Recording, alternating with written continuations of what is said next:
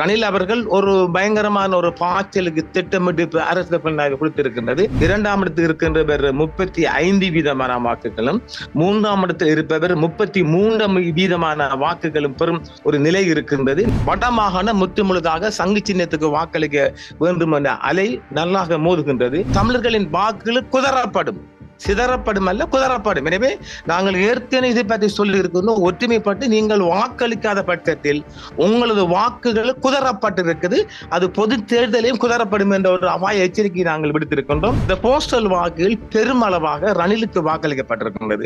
நாடு முழுவதும் அரச ஊழியர்கள் பெருமளவு வாக்கு அளித்திருக்கின்றார்கள்.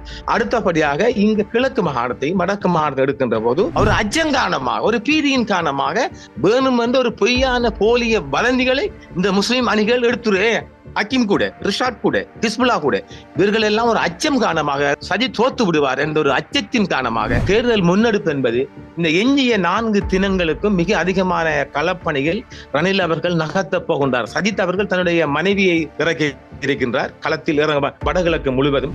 சஜித்துக்கு போகக்கூடாது என்பதில் ரணில் உறுதியாக இருக்கின்றார். அதற்கான சில களப்பணிகளை கடந்த வாரமாக செய்து வருகின்றார். அதுக்கு பொறுப்பாக 4 தளபதிகளை அவர் இறக்கி இருக்கின்றார். கேஸ் சிலிண்டருக்கு நீங்கள் அளிக்கும் வாக்கினால் ரணிலினால் இயலும். அரசியலில் நகர்த்தப்படும் காய்கள், திரைமறைவில் நடக்கும் ரகசிய பீரங்கள், உலகத் தமிழர் அறிந்தேயாக வேண்டிய உண்மைகளை தேடி ஒரு உடறுப்பு.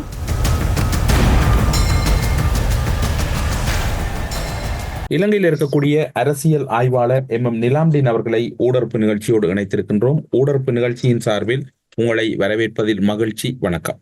வணக்கம் தமிழரசன். வணக்கம் எமது நேயர்களே. தேர்தல் களம் சூடுபிடித்திருக்கக்கூடிய சூழ்நிலையில் இலங்கையின் தற்போதைய தேர்தலினுடைய தன்மைகளும் மக்களினுடைய ஈடுபாடும் அரசியலினுடைய தன்மையும் எப்படி இருக்கின்றது? முதலாவது நாம் இந்த தேர்தலை உற்று நோக்கின்ற போது வாக்குகள் அடிப்படையில் பார்ப்போம். 1,70,00,000 மேற்பட்ட வாக்குகள் பதியப்பட்ட வாக்குகளாக உள்ளது. அதில் 20 லட்சம் வாக்குகள் அது வாக்களிக்காமல் வீட்டில் தங்குகின்றர்களாக போகின்றது.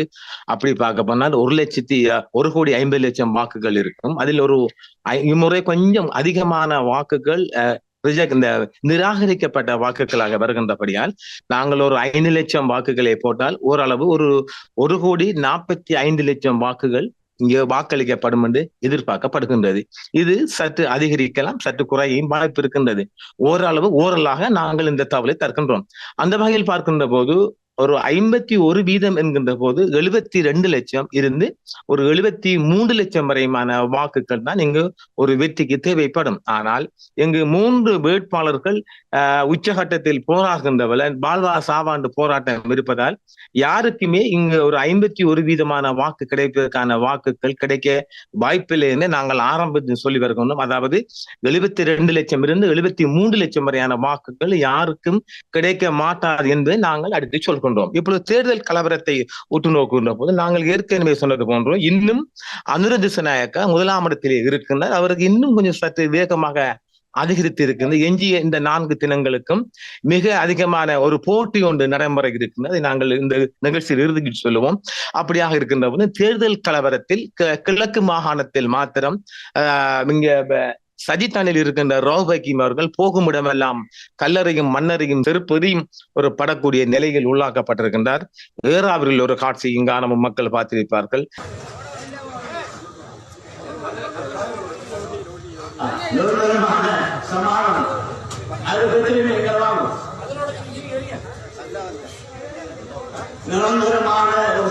அதே போன்று இங்கு கல்முனையிலும் ஒரு குழப்பத்தை பார்த்திருப்பீர்கள்.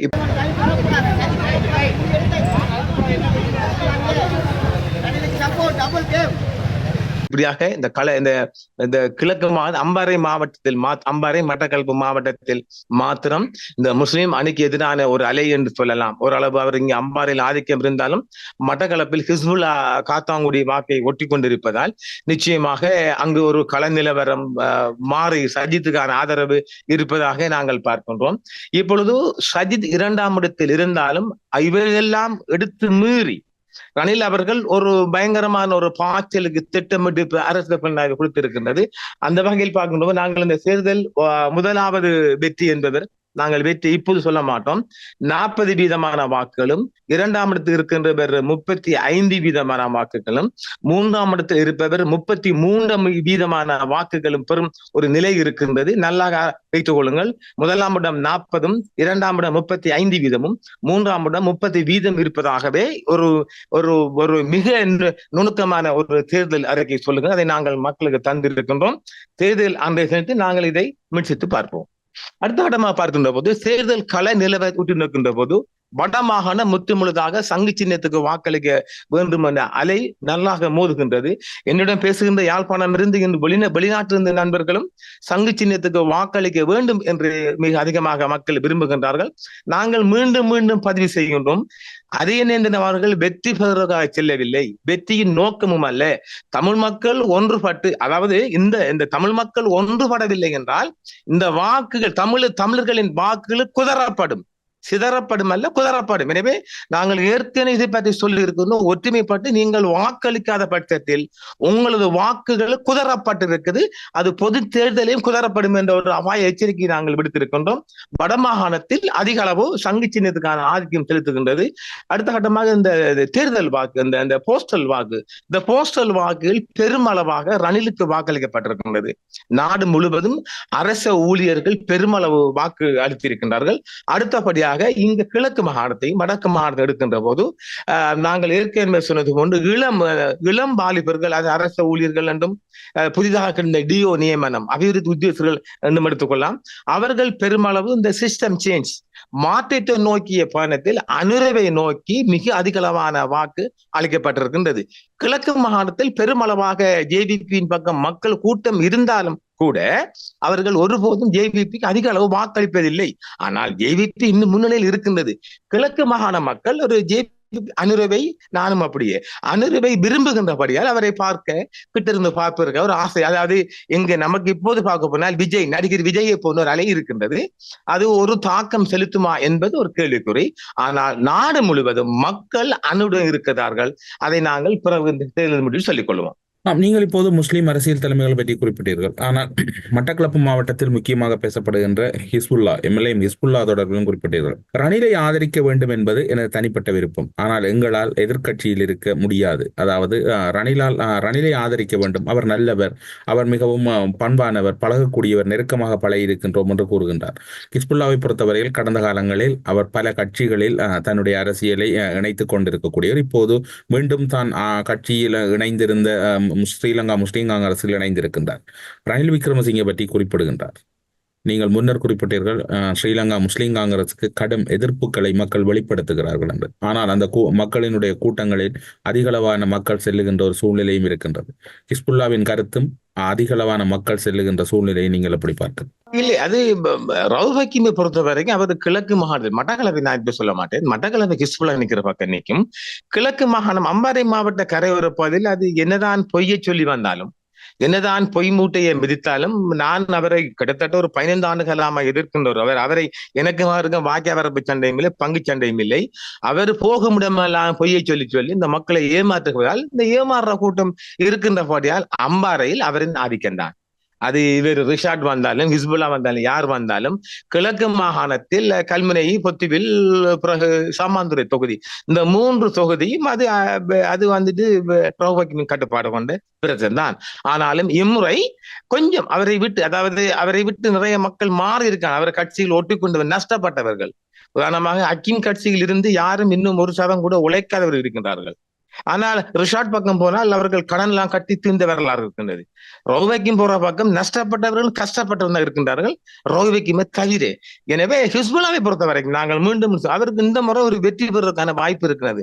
அவர் கடந்த பொது தேர்தலில் வெற்றி பெறவில்லை. இப்பொழுது அவருக்கான பிரகாசமான களம் நன்றாக இருக்கின்றது. ஏனெனில் முஸ்லிம் காங்கிரஸ் இருந்த நஷீர் ஹாபிஸும் இங்க மௌலா அலி ஜாகிர் மௌலானா இல்லை என்பதால் அவர் ஏறாவூரில் அவருக்கு நிறைய வாக்குகள் கிடைக்க வாய்ப்பு இருக்கு. எனவே அவர் வென்ற கையோடு மீண்டும் நாங்கள் பதிவு செய்கின்றோம்.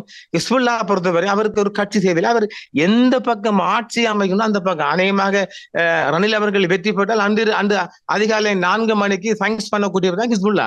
எனவே அவர் இம்முறை இந்த முஸ்லிம் காங்கிரஸ் இருந்தால் மாத்திரம்தான் வெற்றி பெற முடியும். அவருக்கும் ரணிலுக்குமான கூட்டு மிக நல்ல கூட்டாது, மிக நெருக்கமான கூட்டு. எனவே அவரும் அதை வெளிப்படையாக சொல்லுகின்றார். தான் அவர் ஆட்சியின் பக்கம் செல்லுவார். அவருக்கு கொள்கை இல்லை. அந்த மக்களுக்கு காத்தாங்குடி மக்களின் வாக்குகள் அவர் தங்கி இருப்பதால் அவர் போகும் எல்லாம் அந்த வாக்கையும் கொண்டு செல்லுவார். இம்முறை அவர் வெற்றி பெறுவதற்கான முஸ்லிம் காங்கிரஸ் இருந்தால் மாத்திரமே வெற்றி பெற முடியும். அவர் முஸ்லிம் காங்கிரஸ் இல்லை என்றால் அவர் ரணிலுக்கு ஆதரவு கொடுத்திருப்பார். அதனால் இம்முறை அவர் வெற்றியின் இலக்கு முஸ்லிம் காங்கிரஸ் தங்கி இருப்பதால் அவர் அப்படித்தான் கூற வேண்டும். ஆனால் நாட்டின் களங்கள் இன்றும் 4 தினங்களுக்கு வேற மாதிரி மாறுகின்ற போது அவர்கள் மாற வாய்ப்பு இருக்கு. இதே போல அவர் அனுரவின் பக்கம் போக தயங்க மாட்டார். இப்பொழுது பாருங்கள், அனுர திசநாயக்க பத்திரமுல்லையில் அவருடைய முலஸ்தானில போய் ஜிஎல் பீரிஸ் பேசி இருக்கின்றார், எங்களையும் சேர்த்துக் கொள்ளுங்கள் என்று. அதே போன்று ஹிஸ்புல்லாவும் நாளை ஜனாதிபதியாக அனுரை அவர்கள் வந்தால் அவர் அந்த பக்கம் போய் நிற்பார். எனவே அவருக்கு ஒரு கட்சியின் கொள்கையின் தேவையில்லை, அவர் மக்களுக்காக நிற்பார். நீங்கள் இப்படி கூறுகின்ற போது இன்னும் ஒரு விடயம் அங்கு பரவலாக பேசப்படுகின்ற ஒரு சூழ்நிலையும் இருக்கின்றது. ரிஷாட் பதியுதீன் அவர்கள் ஜேவிபி பார்த்து மிகவும் ஆபத்தான ஒரு நிலை, அவர்கள் கலகம் செய்வார்கள் என்கின்ற கருத்தையும் அவர் முன்வைக்கிறார் அல்லவா? அதாவது ஊர் பாசகர் இருக்குது, இந்த என்னது காய்க்கும் மரங்களுக்கு கல்லறை அருகே நாடு முழுவதும் ஜேவிபி அலை, அதை யாரும் தடுக்க முடியாது. நாடு முழுவதும் ஜேவிபி அலை இப்போது அவர்கள் எடுத்திருக்கின்றது முஸ்லிம்களுக்கு எதிரான ஒரு குரலாக மாற்றுகின்றார்கள். அப்படியா இல்லை, அவர்கள் ஆயுதம் இன்று எங்கள் தமிழ் அரசியலில் எத்தனை பேர் ஆயுதம். டக்ளஸ் அவர்கள் நான் பார்த்திருக்கின்றேன், அப்போது என்னுடைய சிறு காலத்தில் பார்த்திருக்கின்றேன். டக்ளஸ் அவர்கள் தோளில், அவர் எம்பியாக இருக்கின்றார், தோளில் துப்பாக்கி சென்று பவுனியாவில் மோதுகின்றார். இங்கே எல்லோரும் துப்பாக்கி கலைத்தாரன் தான். ஒரு விடுதலையை நோக்கிய பயணத்தில் எல்லோரும் ஆயுதம் தூக்கினவர்கள்தான். ஜேவிபியா இருக்கட்டும், அது இங்க உள்ள இயக்க அரசியலாக இருக்கட்டும், ஸ்ரீ சபாரத்தினம் வந்தா இங்க அம்பாறை மாவட்டத்தில் பிரபலியமான் அவரிடம் சேர்ந்து எத்தனை பேர் இருக்கின்றார்கள். எனவே துப்பாக்கி கலாச்சாரம் என்பது அது முடிந்த கதை. இப்போது அவர்கள் அழகான சுதந்திர பார்வையில் அவர்கள் ஒரு சுதந்திர நீரோட்டத்தில் வந்திருக்கின்றார்கள். அதை ஜேவிபி வென்றால் இவர்கள் அதாவது முதல்ல ஜேவிபி வெற்றி பெற்றால் இந்த லஞ்ச பேர்வழிகள், ஊழல் பேர்வழிகள் அடைக்கப்படுவார்கள். அது நாங்கள் உறுதியாக சொல்லுவோம். அதில் எந்த மாற்று கருத்துக்கு இடமில்லை. அதனால் தான் இன்று மக்கள் வெள்ளம் அனுரையின் பக்கம் அலைமோதுகின்றது. அந்த அம்பாறை மாவட்டம் முழுவதும் அவருக்கு இதோ கூட மிக அதிகமான, முதல்ல வரும்போது ஒரு சில்லறை, இப்ப மிக அதிகமான கூட்டம் இருக்கு. அரவசை பேர் அவருக்கு வாக்களிப்பார்கள். நான் நினைக்கிறேன் வடகிழக்கிலிருந்து அவருக்கு ஒரு 3 லட்சம் வாக்கு வீதம் அவருக்கு தாக்கம் செலுத்தும் என்று. எனவே ஒரு அச்சம் காரணமாக, ஒரு பீதியின் காரணமாக வேணும் என்று ஒரு பொய்யான போலிய வதந்திகளை இந்த முஸ்லிம் அணிகள் எடுத்துரு. அக்கிம் கூட, ரிஷாட் கூட, ஹிஸ்புல்லா கூட, இவர்கள் எல்லாம் ஒரு அச்சம் காரணமாக, ரிஷாட் இவர் சஜித் தோத்து விடுவார் என்ற ஒரு அச்சத்தின் காரணமாக அவர்கள் ஜேவிபி மீது அணுகுண்டை வீசுகின்றார்கள். அதையெல்லாம் மக்கள் ஏற்றுக்கொள்ள காலம். இவர்கள் பொய் பிரச்சாரங்களும் இவர்களும் போலிகளும் மக்களுக்கு நன்றாகவே தெரியும். எனவே இந்த மக்கள் இவர்களை பேச்சை கணக்கெடுக்க போவில்லை. ஆனால் இந்த முஸ்லிம் அக்கிம் கும்பலும் ரிஷாட் கும்பலும் இப்படி அலைகின்றது. ரிஷாட் தோற்றுருவார்கள், அதாவது அனுர வென்றுவாரோ ரணில் வென்றுவாரோ அச்சம் காரணமாக, ஒரு பீதியின் காரணமாக பொய்யான போலியான வதந்திகளை அள்ளி வீசுகின்றார்கள். அது மக்களுக்கு நன்றாகவே தெரியும்.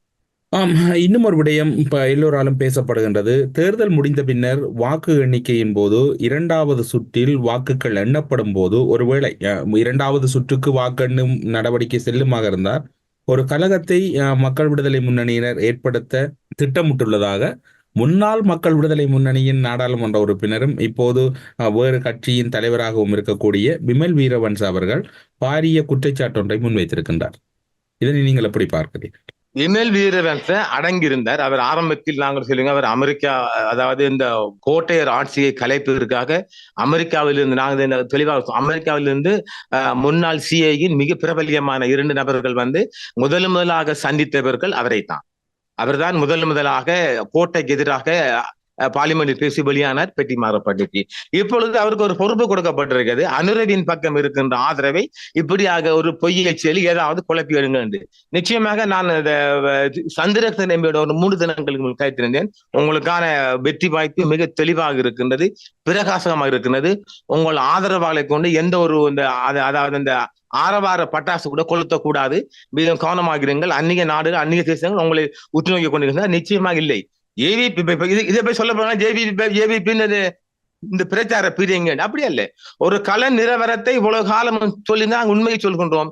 ஜேவிபி அந்த எண்ணமே கிடையாது. ஆங்காங்கு அந்த சந்தோஷத்தின் உச்சத்தில் பட்டாசு கொளுத்தலாம் இருந்தாலும் கூட எந்த ஒரு கலகத்தை எடுக்க அதை பற்றி அழகாக அனுரவர்கள் சொல்லியிருந்தார்கள்.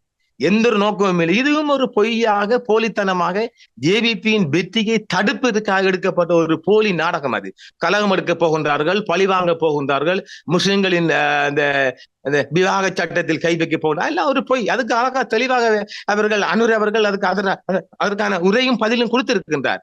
எந்த ஒரு கலகமும் இல்லை. ஆனால் ஜேவிபியின் வெற்றியை தடுப்பதற்காக இந்த ஆட்சி எதுவும் செய்ய தயங்காது. குறிப்பாக சொல்ல போனால் எந்த எல்லைக்கும் இப்போதைய ஜனாதிபதி செல்லுவார், அமைதியான முறையில் ஆர்ப்பாட்டம் இல்லாமல் அவர் வெற்றியை செய்து கொள்ளுவார் என்பதை மக்கள் புரிந்து கொள்ளுங்கள். உங்களுடைய பார்வையில் எப்படி இருக்கின்றது இந்த நிலைமைகளை கையாண்டு அடுத்த கட்டத்துக்கு நகர்ந்து 22ஆம் தேதி வேட்பாளர் ஒருவர் ஜனாதிபதியாகின்ற போது அந்த சூழ்நிலை யாரின் பக்கம் செல்வதற்கு உங்களுடைய அனுமானம் இருக்கு? நாங்கள் அதாவது இங்க இருக்கின்ற, நான் இப்போது பேர் சொல்ல இங்க இருக்கின்ற வெளிநாட்டு உளவு கூட, தேசிய புலனாய்வு அறிக்கை கூட தற்பொழுதோ சாகல ரெட் அவர்களும் இருக்கின்றது. அது ஓரளவு அவர் உத்தியோகபூர்வமாக இந்த அரச புலனாய்வு எடுத்துக்கொண்டாலும் கூட வெளிநாட்டு புலனாய்வு அவர் எப்படி எடுத்தார் நமக்கு அறியவில்லை. ஆனால் அவர் கையில் பார்வைக்கு இருக்கிறது, அது ரணிலுக்கு தெரியும். ரணிலை பாருங்கள், எந்த ஒரு சலசலப்பும் இல்லாமல் ஆஹா இந்த பணங்காட்டு நரி எதுக்கும் அஞ்சாது போன்று ஒரு உல்லாசமாக தெரிகின்றார். அப்படியானால் அதற்கு பின்னுக்கு எவ்வளவோ இருக்கின்றது. எனவே நாங்கள் இதை இன்று அல்ல, அது சில விடயங்கள் இந்த தேர்தலில் சில குழப்பத்தை ஏற்படுத்தும் என்பதால் நாங்கள் மௌனம் காக்கின்றோம். இன்ஷா அல்லாஹ் இறைவன் நாடுகின்ற போது நாங்கள் தேர்தல் முடிந்த கையோடு மிக ஒரு விசேடமான ஒரு ஊடர் போன்றை அநேகமாக அந்த தேர்தல் முடிந்த கையோடு 5 மணி 6 மணிக்கு நாங்கள் வெளியாக்க இருக்கின்றோம். அதில் நாங்கள் ஏராளமான விடைகளை அடுத்த நகர்வு என்ன, எந்த பெறுவது வரப்போகின்றது, நாட்டில் எந்த அளவுக்கு பாதுகாப்பு இருக்கின்றது என்றால் நாங்கள் தெளிவாக சொல்லுவோம். இப்பொழுது சொல்ல போனால் தேர்தல் முன்னெடுப்பு என்பது இந்த எஞ்சிய 4 தினங்களுக்கும் மிக அதிகமான களப்பணிகள் ரணில் அவர்கள் நகர்த்தப் போகின்றார். சஜித் அவர்கள் தன்னுடைய மனைவியை இறக்கி இருக்கின்றார் களத்தில் வடகிழக்கு முழுவதும். இப்பொழுது எல்லோரும் பார்வையும் வடக்கில் இருக்கின்றது. வடக்கில் இருப்பதற்கான நோக்கம் என்ன? வடக்கில் ஒரு 2 லட்சம் வாக்குகளை அமுக்க பார்க்கின்றார்கள். அது நான் நினைக்கிறேன் சாத்தியப்படவில்லை. இந்த தனி வேட்பாளர் ஒன்று களமிறங்கி இருப்பதால் ஒரு மிகப்பெரிய மாற்றம் தமிழ் மக்கள் இருக்கின்றது. சிறிய இலசுகள் கொஞ்சம் மாற்றத்தை கொண்டு வந்தாலும் தமிழ் வாக்குகள் மிகப்பெரிய ஆதிக்கம் செலுத்த போவது யாருக்கும் இல்லாமல். ஆனால் சில நேரம் இந்த அரசு ஊழியர் தமிழ் மக்கள் கூட நான் அறிந்த வகையில் பெருமளவு ரணிலுக்குத்தான் வாக்களித்த இந்த தபால் வாக்கு அளித்திருக்கிறார்கள். எனவே இந்த களம் என்பது இந்த 4 தினங்களுக்குள் இன்னும் ஒரு செய்தியும் சொல்ல போகின்றோம். அண்டை நாடு CW இந்த தொழிலாளர் கட்சியில் இருக்கின்ற செந்தில் தொண்டமானையும் ஜீவன் தொண்டமானையும் தொடர்ந்து பேசிக் கொண்டிருக்கின்றார்கள். அது அநேகமாக சஜித் பக்கம் இழுப்பதற்கான வாய்ப்பு இருக்கின்றது. இதில் சற்று கோபமடைந்த ரணில் அவர்கள் கடினமான வார்த்தை மூலம் பாவித்திருக்கின்றார். அது இந்தியாவுக்கான அச்சுறுத்தல், இது இந்த களப்பணியில் இறங்குவதற்கான அச்சுறுத்தலாக அப்படி ஒன்று அமைகின்ற போது சஜித் தடிலிருந்து ஏராளமான நபர்களை நான் புடுங்க போகின்ற சவால் விட்டு இருப்பதால் ஓரளவு மௌனங்காக வழி இருக்கின்றது. இந்தியா கூட ஓரளவு சஜித் பக்கம் இருந்தாலும் கூட வெற்றி பெற்ற கையோடு அது ஜனாதிபதியின் பக்கமே, அது யாரு வருகின்றார்களோ அவர்களின் பக்கமே மாறப்போகும். இன்னும் ஒரு செய்தி சொல்லப்பட்டிருக்கின்றது. அனுரை அவர்கள் காசுக்கு பணத்துக்கும் பதவிக்கும் அவர் ஆசைப்பட்டிருந்தால் இந்தியாவுக்கு அவர் அடிமையாக போயிருப்பார். அந்த நோக்கம் இல்லை என்றதால் தேசிய புலனாய்வு இதைத்தான் அரசாங்கம் கொடுத்திருக்குது. ஏன் இந்த அளவு அனுரையின் பக்கம் இருப்பார்? அனுரை அவர் எங்கேயுமே இதை சொல்லவில்லை. இந்தியாவில் பேச்சுவார்த்தை நடத்தியாலும் கூட இந்தியா எதையும் இன்றைக்கும் கூட யாரும் இவர் அனுரை அவர்கள் கேட்டால் இந்தியா எதையும் கொடுக்கும். அவர் அதுக்கு அசைந்து கொடுக்கவில்லை. அவர் ஒரு நாட்டு பற்று உள்ளவர் என்ற ஒரு செய்தி சிங்கள மக்கள் மத்தியில் சொல்லப்பட்டது. ஆனால் அவர் இந்த ஜனாதிபதி பதவியை கொஞ்சம் என்னுடைய பார்வையில் அவர் சற்று ஒரு யாரும் குழப்பத்துக்கு போகாதீர்கள். என்றால் பங்களாதேஷில் தற்போது ஒரு 13 அல்லது 16 மணி நேர பவர் கட் போகின்றது, இந்த லைட் இல்லாமல் போகின்றது. அதனால் இவர் எடுத்து கோட்டையிற்கு ஏற்பட்ட நிலை தனக்கு ஏற்படும் என்று அவருடைய குலாம் சிந்திக்கின்றது. எனவே ஒரு பெரிய மாற்றம் கொண்டு வர இதுடன் நாங்கள் இந்த பேச்சுக்கு நாங்கள் செல்லவில்லை. ஒரு எஞ்சி இருக்கின்ற இந்த 4 தினங்களுக்கு மிகப்பெரிய மாற்றம் இருக்கின்றது. ஆனால் ரணிலில் எண்ணம் என்னவென்றால் தனக்கு கிடைக்காதையும் பரவாயில்ல, யாருக்கும் போகக்கூடாது, அமெரிக்க கிடைத்தாலும் பரவாயில்ல, சஜித்துக்கு போகக்கூடாது என்பதில் ரணில் உறுதியாக இருக்கின்றார். அதற்கான சில கள பணிகளை கடந்த வாரமாக செய்து வருகின்றார். அதுக்கு பொறுப்பாக 4 தளபதிகளை அவர் இறக்கி இருக்கின்றார். அந்த மாற்றங்கள் நாங்கள் இந்த ஊடறுப்பு நடைபெற்ற பின்பு நிறைய மாற்றங்களை நேர்கள் அறிந்து கொள்ள முடியும். நீங்கள் பொது வேட்பாளர் தொடர்பில் குறிப்பிட்டீர்கள். பொது வேட்பாளர் ரணில் விக்ரமசிங்கவின் நிகழ்ச்சி நேரல் என்று ஒரு துளியளவும் சளைக்காமல் ரவுஃப் ஹக்கீம் அவர்களும் சாணக்கியன் அவர்களும் நேரடியாக தங்களுடைய கருத்துக்களை பதிவு செய்கின்றார்கள்.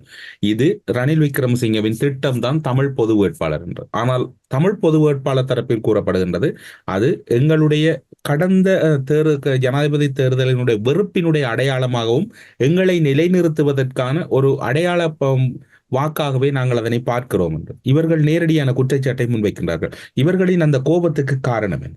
இல்ல, கோபத்துக்கு காரணம் என்றால் சஜித் தான் இவர்கள், அதாவது சஜித் இன்னும் மேடை ஏறவில்லை. ஜேவிபி வேறு வித்தியாசமாக கோட்டையரை போல பார்ப்பதால் சஜித் அவர்கள் வெற்றி பெற்று அவர் கூட பயணிக்கலாம் என்றுதான் இவங்களோட கருத்து. அதாவது ஹக்கீமை பொறுத்த வரைக்கும் எந்த எல்லைக்கும் என்ன விலை கொடுத்தாவது இவர் சஜித்தை வெற்றி பெற வேண்டும், அதற்கு தமிழ் வாக்குகளும் கிடைக்க வேண்டும் என ஹக்கீம் போல கூத்தடிப்பதற்கான காரணம். ஆனால் என்னுடைய சொந்த பார்வையில் சொல்ல போனால் தமிழ் மக்கள் நாங்கள் ஏற்கனவே சொல்லியிருக்கிறோம், ஒரு பொது வேட்பாளரை இறக்கி இருக்காமல் வெற்றி பெறக்கூடிய வாய்ப்பின் பக்கம் ஒரு ஆட்சி பங்காளிக்குள் நாங்களும் சேர்ந்து உன்னை வெற்றி பெற வைத்து கூட செஞ்சிருக்கணும். இதைத்தான் ஆரம்பத்தில் நான் சொல்லியிருந்தேன். அது இல்லை, பொது வேட்பாளர் அறிந்தோ அறியாமலோ இறக்கப்பட்டு விட்டது. அதனால் தமிழ் மக்கள் அவர் பின்னால்தான் போகும், அதுக்கு மாற்றுக்கருத்து இடமில்லை. கருத்து ஏற்கனவே இது கடந்த தேர்தலிலும் இருந்தது. இந்த பொது வேட்பாளர் விடயம் சம்பந்தன் அவர்கள் காலத்தில் இருந்தது. நான் நினைக்கின்றேன் இது மஹிந்தர் வந்த பிற்பாடு 2 முறை இந்த ஊடக பார்வையில் நான் அதை செலுத்துகின்ற போது 2 தடவை ஒரு பொது வேட்பாளர் இறக்க வேண்டும், களவிறக்க வேண்டும் சம்பந்தர் ஏற்கனவே முடிவு செய்த விடயம் தான் அது. அது இந்த முறைதான் களம் காணப்பட்டிருக்கின்றது. இதில் நோக்கம் என்னென்றால் இவர் ஒருபோதும் சில ஊடகங்களை பார்த்தால் சிங்கள வேட்பாளர்களும் அரியந்தர் போன சிங்கள வேட்பாளர் போடுவாங்க, அதெல்லாம் பொய், அதெல்லாம் கிடையாது. இல்லை, ஒரு ஒற்றுமையாக நாங்கள் இந்த ஒற்றுமை இல்லை என்றால் இது நல்ல ஒரு விடயம் தான். நான் கூடான்னு சொல்ல மாட்டேன். இது ஏற்கனவே யாராவது ஒரு பக்கம் இவர்கள் ஒரு சிறிய ஒப்பந்தமாக போட்டு போயிருக்கலாம், ஆட்சியின் பக்கம் போயிருக்கலாம், அல்லது வரப்போகின்றாரு. ஏன் இந்தியாவை கூப்பிட்டு அவங்களுக்கு சொல்லி இருக்கும் யாருக்கு ஆதரவு வரப்போகுது என்று. அஜித் டோவல் கூட நேரடியாக சொல்லாவிட்டால் இவர்களுடைய குற்றச்சாட்டு உங்களுடைய பார்வையில் எப்படி இருக்கின்றது? இவர்களுடைய குற்றச்சாட்டு என்பது ரணில் விக்ரமசிங்கவின் ஒரு நிகழ்ச்சி நிரல் தான் தமிழ் பொது வேட்பாளர் என்கின்றார்கள். இல்லை, அது சுத்தப்போய் அப்படி ஒரு ஏற்பாடே தமிழ் தரப்புகள் இருக்கவில்லை. அது சுமந்திரன் மீது ஒரு பக்கம் பழியும் சாணக்கியன் மீது ஒரு பழியும் வருகின்றன. நிச்சயமாக தமிழ் அமைப்புகள் அது இருக்கவில்லை. இப்பொழுது அண்டை நாடு பலருக்கு சொல்லுகின்றது நீங்கள் சஜித்துக்கு தான் ஆதரவு அளிக்க முடியுது. அந்த குழப்பத்துக்கான காரணம் நிச்சயமாக ரணிலுக்கான ஆதரவு தளமாக சஜித்துக்கு வாக்களிக்க இல்லை. அது எப்படி பார்வை என்றால் சஜித்துக்கு வாக்களிக்க இல்லை என்றால் அவருடைய வாக்கு வங்கி குறையும். அதனால் இது ரணில ஏற்பாடாண்டுதான் ஒரு சந்தையை கொண்டுதான் இவங்களுக்கு சொல்லுகின்றாரே ஒழிய நிச்சயம் அதுல தமிழ் மக்கள் ஒன்று மோட்டு மக்கள் இல்லை. சோனக கூட்டம் மாதிரி இது இந்த கடல் அலை போன்று போற கூட்டம் அல்ல. அவர் சிந்தித்து வாக்களிப்பார்கள். ஏகப்பட்ட இவ என்ன குற்றம் சொன்னாலும் ஹக்கீம் குற்றம் சொல்லி தமிழ் மக்கள் கேட்க போவதல்ல. சாணக்கியருக்கு எப்படி இருக்கும் எனக்கு மட்டக்களப்பு தெரியவில்லை. அங்கு ஒரு தாக்கம் இருக்குத்தான். பிள்ளையார் மிகவும் அழகான முறையில் இயங்குகின்றார். அதையும் பிள்ளையார் ரசிகர் என்பார்கள். ஒரு உண்மையை சொல்லப்பால் எங்க மீது அம்புதான் வீசுவாங்க. அதெல்லாம் நாங்க பார்க்க முடியாது. குற்றச்சாட்டு என்பது சஜித்தை வெல்ல வைப்பதற்கான ஒரு வீண் பழி. அது ஒரு வீணாக பழி சுமத்தப்படுகின்றது ஒரு தேசிய மக்கள் கூட்டத்தின் மீது. ஹக்கீம் கும்பல் என்பது சஜித்தை வெல்ல வைப்பதற்கான ஒரு பயங்கரமான முயற்சி. அது எவ்வளவு தூரம் சாத்தியமோ அவளுக்கு 22 அநேகமா 10 மணிக்கு தெரிய வரும்.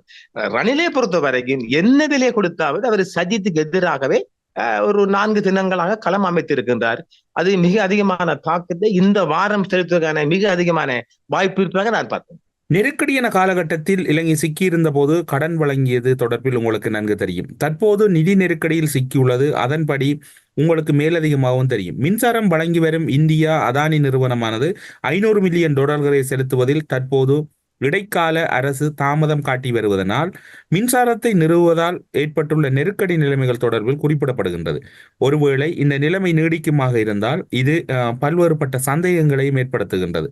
இது எதிர்காலத்தில் எவ்வகையான சூழ்நிலைக்குள் மாற்றப்படலாம்.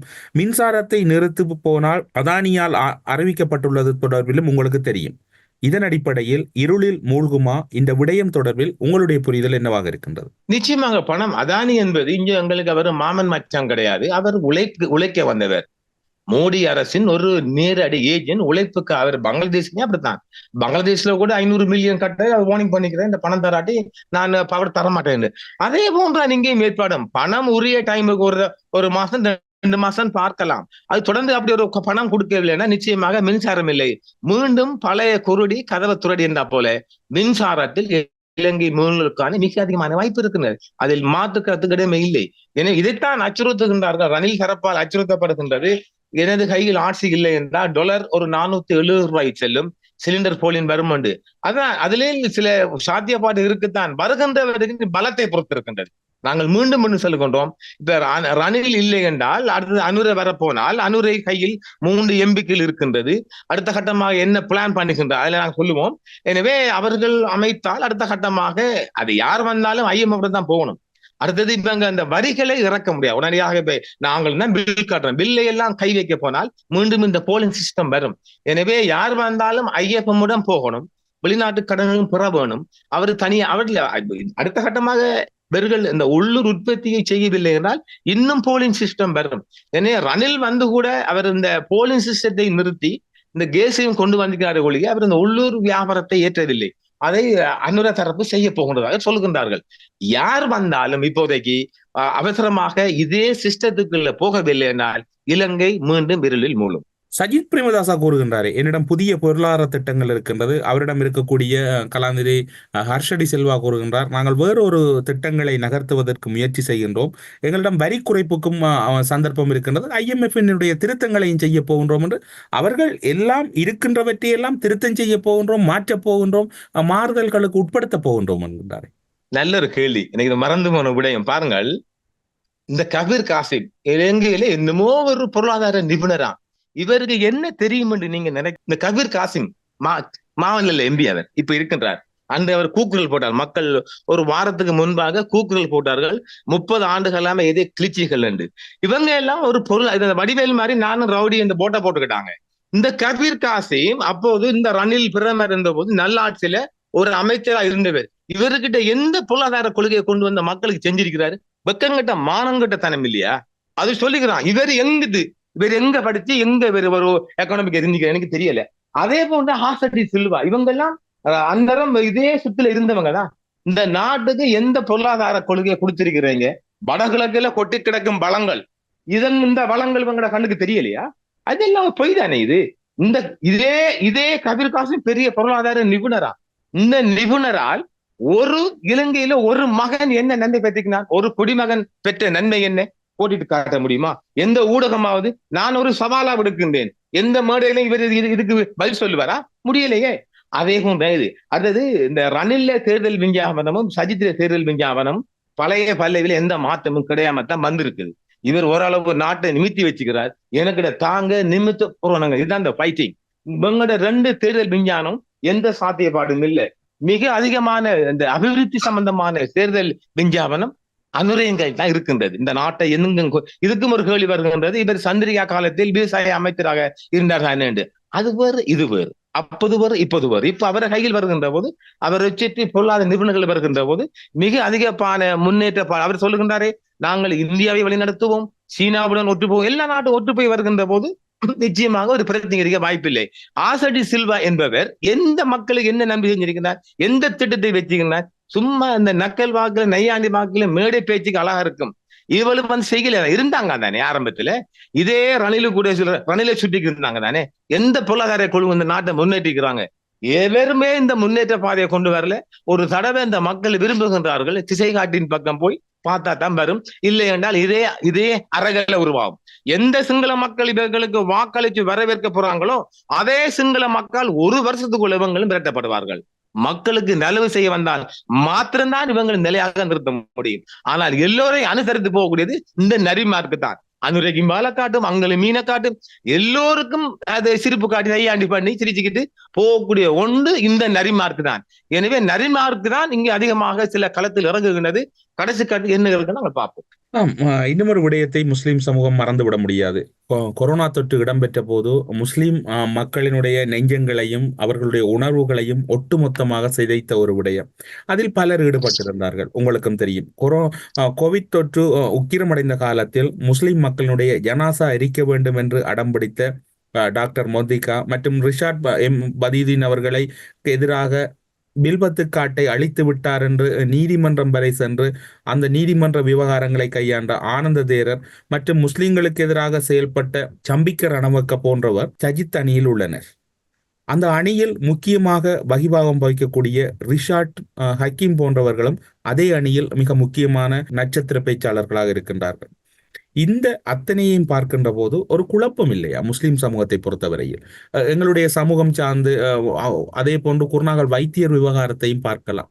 ஒரு கட்டத்தில் முஸ்லிம் சமூகம் வீதிக்கு வருவதற்கு அச்சப்பட்டு நொந்து நொடுங்கி வீடுகளுக்குள் முடங்கி இருந்தார்கள்.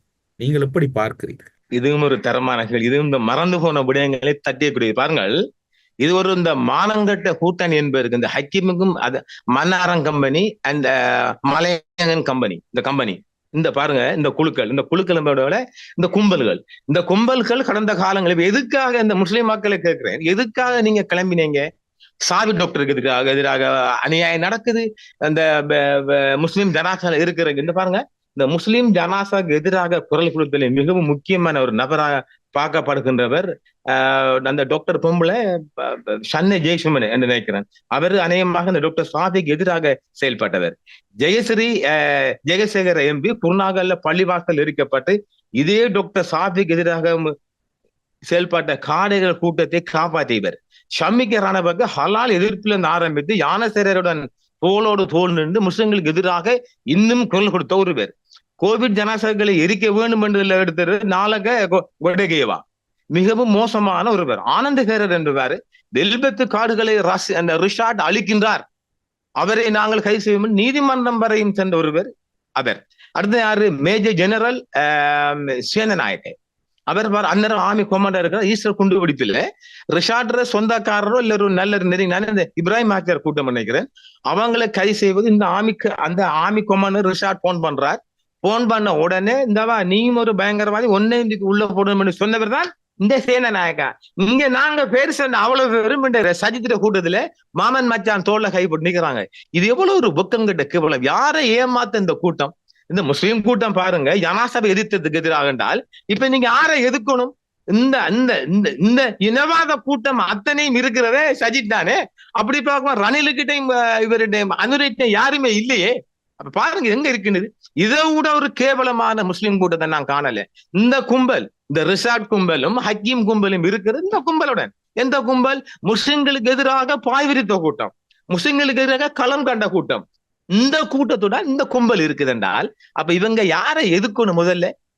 முதல்ல இந்த முஸ்லீம் கூட்டம் மேற்கெல்லாம் குறைஞ்சிருக்கு, இங்க கிழக்கு வடகிழக்கு மாகாணம் ட்ரிங்கோ டிஸ்ட்ரிக்ட்ல இந்த கூட்டம் யாரை எதிர்க்கணும்? ஹக்கீம் கும்பலையும் ரிசார்ட் கும்பலையும் எதிர்க்கணும். அத்தனையும் ஒட்டுமொத்த போய் நாங்க என்ன பொய்யா சொல்லலையே, உண்மையை தான் சொல்லிக்கொண்டு இந்த மேடையில எத்தனை வீடியோ கிளிப் பார்க்கலையா நீங்க? எல்லோரும் பாருங்க வீடியோ கிளிப்ல. டாக்டர் நாளகே வந்து இந்த நாளகே கோடகேவா இவ்வளவு இது அவரை கோட்டையர்னு சொல்லியிருந்தாரு. எம்பேல பொறுப்பு இல்ல அந்த டாக்டர் மெட்டிகா பொம்பளை பார்த்த சொன்னா அந்த பொம்பளை பேர் சஜித் கூட இருக்கிறாங்க. இப்ப முஸ்லிம்களால மிகவும் மோசமாக பாதிக்கப்பட்ட இல்லை இந்த இவங்களால பாதிக்கப்பட்ட முஸ்லிம்கள் பெரும்பாலும் இவங்களால இவர் ஆர்மி கமாண்டர் சேனாக ஓரளவு பாதிக்கல. ரிஷார்ட நேரடியாக நீ ஒரு பயங்கரவாதி அரெஸ்ட் பண்ண சொன்னவர் ஆனந்த சேர் அவருக்கு எதிராக கோடு வரையும் சென்றிருக்கிறார். ஆக ஒட்டுமொத்த முஸ்லிம்களுக்கு எதிரான இனவாதிகளின் கூடாரம் சஜித் கூடாரம். அப்ப நீங்க ஆற மக்கள் எதுக்கணும்? அதான் உள்ள கேட்கப்பல மகால் நீங்க ஆற எதுக்கணும்? நீங்க சஜித் தான் எதுக்கணும். அப்ப எப்படி நீங்க அனுரையும் ரணிலையும் மதிப்பீங்க? இது ஒரு ரொம்ப மோசமான ஒரு தேர்வு இல்லையா? ஒரு கேவலங்கட்ட முடிவெல்லாம் இருக்கிறாங்க இந்த கும்பல். அப்ப அந்த கும்பலுடன் இந்த கிழக்கு மாகாண முஸ்லிம்கள் படையெடுப்பது என்பது மிகவும் மோசமான கேவலம். சிலவர்கள் இப்படி பார்க்கலாம், இவங்கள் இந்த இனவாத கும்பெல்லாம் சஜித்திடம் இருக்கின்ற போது தாங்கள் செய்கின்ற ஆட்டத்தை எல்லாம் இவர்கள் கண்டுகொள்ள மாட்டார்கள் என்று உங்களுக்கு அது கிடைச்சா தானே. அப்ப ஆக உங்களுக்கு எதிராக செய்தவர்களும் முஸ்லிம் மக்களுக்கு எதிரானவர்களும் நின்றவர்கள் எல்லாம் சஜித் அணியில் இருக்கின்றார். சஜித் பாருங்க, நேற்றைக்கு முந்தைய தினம் களுத்துறையில சஜித்திர மீட்டிங் கொண்டு 50 பஸ்ல சனம் வந்து இருக்குது. ஆரை ஏமாத்த இதெல்லாம் ஆதாரம் இந்த வீடியோக்களை அனுப்புறம் போட்டு பாருங்க. எனவே அந்த சஜித் ராணிக்கு பஸ் பிடிக்கிறார்கள். தானாக சேர்ந்த கூட்டம் அனுரையின் பக்கம் மட்டும் தானாக சேர்ந்த கூட்டம். மக்கதெல்லாம் கூலிக்கு சம்பளத்துக்கு ஆள் பிடிக்கிற கூட்டம். சஜித்திர கிரௌண்ட காட்டுறாங்க. நான் நேற்று பண்டாரவளைக்கு மட்டும் நேற்று 100 பஸ் போயிருக்குது. எங்கிட்டு வல்ல கூட்டம் இது? மாவட்டம் கடந்து வாக்கா கூட ஒரே கூட்டத்தான் அழிச்சிருக்காங்க. சாப்பாடு தங்குமிடம் பஸ் போக்குவரத்து தின்ன உண்ண அது கோஸ்ட் கொடுக்குறாங்க. யாரு கொடுக்குறாங்க? கெசினோ கூட்டம் இப்படித்தான் கொடுக்குது. அப்ப அதனால இந்த வெற்றியின் பக்கம் நினைக்கிறாங்க, வீட்டுக்கெல்லாம் ஆட்டம் காட்ட வருவாங்க இந்த ஊழல் பேர்வழிகள். முஸ்லிம்கள் இப்ப முஸ்லிம்களுக்கும் அவங்களுக்கு ஒரு தேசிய கொள்கையே கிடையாது, எதுவுமே இல்லை. வர்த்தகம் இப்ப ஒரு சாதாரணமா ஒரு மெம்பர் பிரதேசபை மெம்பர் 30 லட்சம் செலவழிக்கிறார். வருகின்ற ரோட்டெல்லாம் கான்ட்ராக்ட் செஞ்சு ஒரு 50 லட்சம் பாக்குறார். எப்படியாப்பட்ட வியாபாரம்? இது ஒரு கேவலுங்க. அதான் நாங்க எதுக்குறதுக்கான காரணம். இந்த ஹக்கீம் கும்பல் காலாகாலமாக இவர்கள்லாம் ஊக்குவிக்கிற இதான். இந்த கும்பலை இந்த மக்கள் முஸ்லிம் மக்கள் எதிர்க்கணும். வேற எனக்கு இவருக்கு என்ன வாய்க்கால் வரம்பிச்சாண்ட. நானும் ஹக்கீம் ஒரு நாளாவது நேர சந்திச்சு இல்லை. ரிஷாடோ கூட ஒரு நாள் நான் ஒரு 15 ஆண்டுக்கு முதல்ல நான் பார்த்திருக்கிறேன். கலம்புல ஒருவரை இதய நோய் சம்பந்தமாக நான் ஒருவரை கொண்டு அவருக்கு உதவி கேட்டு அவர் செய்யறேன்னு சொன்னார். ஒரு இதய நோயாளியாக. அப்போது கூட நீங்கள் அம்பாறைக்கு வரமாட்டேன் வந்திருக்கிறார். நீங்க ஒரு ஊடகம் ஆரம்பி ஆரம்பிச்சுக்கிறார். அப்ப பாருங்க, இன்றைக்கு மன்னார்ல இருந்து வந்துட்டீங்க.